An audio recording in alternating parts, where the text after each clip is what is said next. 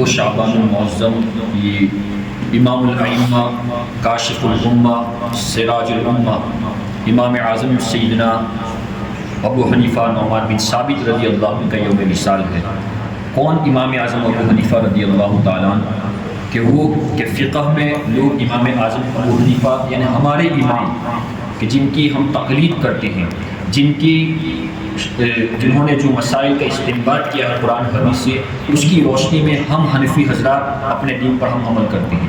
وہ امام اعظم ابو حنیفہ کے جن فقہ کے اندر دین سمجھنے میں لوگ امام اعظم ابو حنیفہ کے لوگ محتاج ہیں، وہ لوگ کہ جنہوں نے امام اعظم ابو حنیفہ سے فقہ سیکھا یا آپ کی عقل یا فقہ سے یا علم سے خوشبو پائی ہے، وہ اللہ تبارک و تعالیٰ کا شکر ادا کیے بغیر نہیں رہ سکتا ہے کہ اس پروردگار عالم نے اس امت کے اندر امام اعظم ابو حنیفہ جیسی شخصیت کو پیدا فرمایا، بلکہ وہ اپنی زندگی کی تسبیح بنا رہے ہیں، الحمدللہ الذی خلق ابا حنیفہ، یہ اللہ تیرا شکر ہے کہ تو نے اس امت کے اندر امام اعظم ابو حنیفہ جیسا تم نے ایسی شخصیت کو پیدا فرمایا، تم نے ایسا انسان پیدا فرمایا۔ رفیقان محترم، امام اعظم ابو حنیفہ رضی اللہ تعالیٰ عنہ 80 ہجری کے اندر آپ کی پیدائش ہوئی، لہذا آپ نے صحابہ کرام کا زمانہ پایا، حضرت انس بن مالک کو آپ نے دیکھا بھی، اور اس اعتبار سے آپ تابعی کے منصب پر فائز ہوئی کیونکہ آپ نے صحابہ کرام کو دیکھا ہے اور ان سے شرف ملاقات بھی آپ تابعی ہیں۔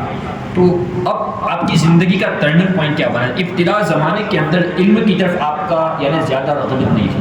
والد بزرگ جو آپ کے ہیں حضرت ثابت رضی اللہ تعالیٰ یہ ریشمی قیمتی ریشمی کپڑوں کا کاروبار کیا کرتے تھے، وہ تجارت کیا کرتے تھے۔ ان کی ملاقات باب مدینۃ العلم حضرت مولائے کائنات شیر خدا علی مرتضیٰ سے ہوئی۔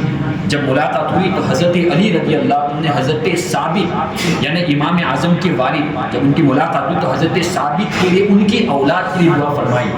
آپ دیکھیں کہ باب مدینۃ العلم نے جن کی اولاد کی دعا فرمائی، اللہ نے ان کی اولاد کے اندر اماموں کا امام پیدا فرما دیا، اماموں کا بلکہ چراغ پیدا فرما دیا، آفتاب پیدا فرما دیا۔ تو آپ ابتداءً آپ بھی کاروبار کرتے تھے، اور ایسا کاروبار نہیں جیسے یعنی ہمارے یہاں بھی کاروبار لوگ کرتے ہیں الحمدللہ، تو وہ کاروبار کہ اپنے وقت کے معزز بڑے بڑے بزنس مین اور تاجروں کے ساتھ آپ بھی مشاغل دنیا کے اندر مصروف یعنی آپ بھی تجارت کیا کرتے ہیں۔ وہ اللہ نے ان کو جہاں فقہ یہ تو فقہ تو ہے، آپ کی تجارت بھی بڑی فیمس ہے آپ کی۔ تو اب یہ امام ذہبی نے، علامہ ذہبی کہتے ہیں اعلام النبلاء کے اندر انہوں نے اس کا تذکرہ کیا کہ ابتداء ان کا شوق دین کی طرف نہیں تھا، رجحان نہیں تھا، لیکن ان کی زندگی کا ٹرننگ پوائنٹ وہ ایک دلچسپ واقعہ خود امام اعظم کی زبانی انہوں نے اعلام النبلاء میں ذکر کیا۔ کہتے ہیں 3 واقعہ کہ زندگی میں نے دین کی طرف کیسے مائل ہوا، یعنی زندگی میں تبدیلی کیسے آئی۔ کہتے ہیں 3 عورتوں کی وجہ سے، ایک عورت نے مجھے دھوکہ دیا، ایک عورت نے مجھے فقیہ بنا دیا، اور ایک عورت نے مجھے عابد و زاہد بنا دیا۔ چنانچہ علامہ ذہبی لکھتے ہیں کہ امام اعظم کہتے ہیں کہ میں ایک مرتبہ راستے سے گزر رہا تھا تو ایک عورت نے مجھ سے اشارے سے کہا کہ وہ چیز گری ہوئی ہے اس کو اٹھا لو، یعنی وہ بول نہیں، صرف اشارہ کیا۔ تو امام اعظم سمجھے کہ شاید یہ گونگی ہے، بول نہیں سکتے، یہ جو چیز گری ہوئی ہے جس کی طرف وہ اشارہ کر رہی ہے شاید یہ اسی کی چیز ہے۔ تو میں نے اس چیز کو اٹھا لیا اور اٹھا کر اس کو جب دینے لگا تو وہ کہنے لگی نہیں، اس چیز کو تم محفوظ کر لو اور اس کے مالک تک پہنچا دینا۔ کہتے ہیں کہ اس عورت نے مجھے دھوکہ دیا۔ کہتے ہیں ایک عورت نے مجھے فقیہ بنا دیا۔ کہتے ہیں کہ ایک مرتبہ ایک عورت سائلہ بن کر کے میرے پاس آئی اور مجھ سے حیض کا مسئلہ پوچھا، جو عورتوں کا ایک پیریڈ ہوتا ہے ماہواری، تو مجھے حیض کا مسئلہ پوچھا، لیکن اس وقت مجھے وہ جواب نہ آتا تھا، تو اس نے مجھے ایسا جملہ کہا کہ جس جملے نے مجھے فقیہ بننے پر مجبور کر دیا۔ ایک عورت نے مجھے عابد بنا دیا، زاہد بنا دیا۔ ایک مرتبہ میں راستے سے گزر رہا تھا تو ایک عورت نے میری طرف اشارہ کر کے پوائنٹ آؤٹ کر کے کہا کہ یہ جو جا رہے نا، یہ رات کے عشاء کے وضو سے فجر کی نماز ادا کرتے ہیں۔ وہ عورت نے ان کی طرف، امام اعظم کہنے لگے کہ میں تو ایسا ہوں نہیں کہ رات کے وضو سے عشاء کے وضو سے فجر کی نماز ادا کروں، لیکن اس عورت کے جملے نے مجھے ایسا نہیں تھا، لیکن مجھے ایسا کرنے پر مجبور کر دیا۔ اس کے بعد میری زندگی کی عادت بن گئی کہ میں رات رات کے عشاء کے وضو سے فجر کی نماز ادا کیا کرتا تھا۔ امام زہبی 3 عورتوں نے زندگی کو تبدیل کر دیا۔ امام اعظم ابو حنیفہ رضی اللہ عنہ، بڑے واقعات آپ کے، امام شافعی سے ملاقات ہوتی ہے، پھر آپ کا دین کی طرف مائل ہوتے ہیں، پھر بصرہ کا آپ سفر کرتے ہیں، پھر آپ کے استاد حماد بن سلیمان کے پاس 10 سال آپ علم دین حاصل کرتے ہیں، اور آپ بڑے باوفا تھے۔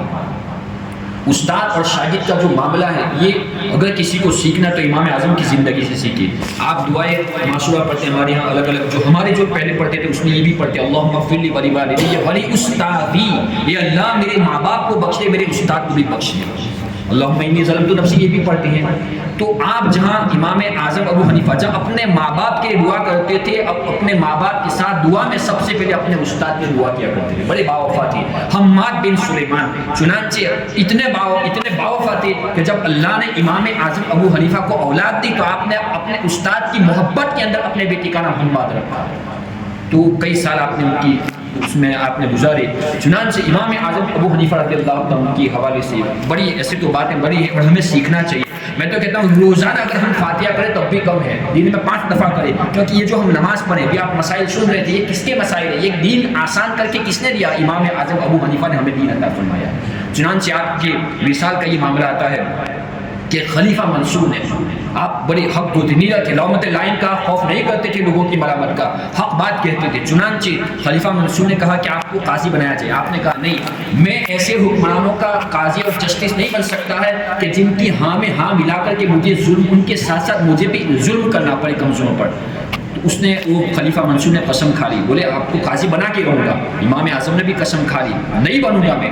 چنانچہ جب آپ اصرار کرنے کے کہ نہیں بنوں گا، اپنی بات پر قائم رہے، تو آپ کو جیل کے اندر ڈال دیا گیا۔ قید و بند کی صعوبتوں سے آپ کو گزرنا پڑا، ایک دن میں 10 کوڑے آپ کو مارے جاتے تھے، 10 کوڑوں کی آپ کو سزا دی جاتی تھی۔ اور پھر معاملہ یہاں تک ہوا کہ آپ نہیں مانے آپ نے، تو اس خلیفہ منصور نے کسی کے ذریعے زہر دلوا دیا، اور آپ اس کے بعد سجدے کے اندر چلے گئے، اور 150 ہجری کے اندر 2 شعبان المعظم کو آپ جب اللہ کی بارگاہ میں حاضر ہو جاتے ہیں۔ یوں آپ کا حساب ہوتا ہے۔ کہتے ہیں کہ اتنی پبلک تھی کہ کئی دفعہ آپ کی نماز جنازہ پڑھی گئی، اور پورا شہر امڑ آیا، اور کئی کلومیٹر تک لوگوں کی لمبی قطاریں تھی، علماء آئے، مشائخ آئے، اسلاف آئے، لوگ آہوزار قطار روتے تھے آپ کے وصال کے اوپر۔ اور آپ نے اس وقت ایسا لقب پایا، عالم الشہداء و شہید و علماء کا دنیا نے، علماء نے، بڑے علماء نے آپ کو لقب دیا۔ تو 2 شعبان یعنی آج ابھی شروع ہوئی آپ کا وصال، اور آپ کے بارے میں علماء نے جو باتیں کہی، اللہ۔ جیل میں بھی گئے تو ایسا نہیں کہ جیل میں رہ کر کے امام محمد جیسے محدث جیل میں آپ نے پیدا فرما دی، وہاں بھی دین کا کام جاری رکھا۔ امام مالک کہتے ہیں، امام شافعی سے نقل کر کے، امام اعظم کی علمی شان یہ ہے کہ امام اعظم کسی ستون کو یہ کہہ دے کہ یہ سونا ہے، یہ گولڈ ہے، تو امام مالک کہتے ہیں کہ اللہ نے ان کو یہ ملک عطا فرمایا تھا، اگر وہ کسی پیلر کو گولڈ کہہ دے تو اپنی حجت سے ثابت کر دیں گے، اس کو سونا ثابت کر دیں گے۔ یہ اللہ تبارک تعالیٰ کو ملک عطا فرمایا تھا۔ اور امام زہبی آگے کہتے ہیں کہ امام یہ تو ہے کہ 40 سال تک آپ نے عشاء کے وضو سے فجر کی نماز پڑھی۔ 2 معتبر طرق سے یہ روایت ثابت ہے کہ امام اعظم نے 1 رکعت کے اندر مکمل کلام پاک کو ختم فرمایا۔ ہمیں چاہیے وہ تو 1 رکعت میں کلام پاک ہمارا امام تو ختم کرے، اور ہم تو رمضان میں شروع بھی کرتے ہیں تو 5 دن شروع کیا، اور اس کے بعد پھر ہماری گاڑی وہیں پہنچ جاتی ہے 5 اور 10، اس کے بعد ختم ہے اللہ ماشاء الحمدللہ۔ کچھ ایسے بھی حضرات ہیں کہ جو رمضان کا انتظار نہیں کرتے ہیں، بلکہ وہ ہر دن رمضان بنا دیتے ہیں، وہ روزانہ صبح شام تلاوت کرتے ہیں۔ اللہ تعالیٰ ان کا جذبہ، ان کی طرح جذبہ ہمیں بھی عطا فرمائے۔ تو یہ امام اعظم کی شان ہے، بڑی ان کو اللہ نے شان عطا فرمائی ہے کہ یہ جو دین آسان ہوا ہے، یہ آپ کے علمی کارنامے ہے، بڑی بات ہے۔ انشاءاللہ اللہ تعالیٰ اور بھی کبھی اس حوالے سے ذکر کیے جائیں گے۔ اللہ تعالیٰ ان کے علم کا صدقہ ہمیں عطا فرمائے، اور ان کی فقہ پر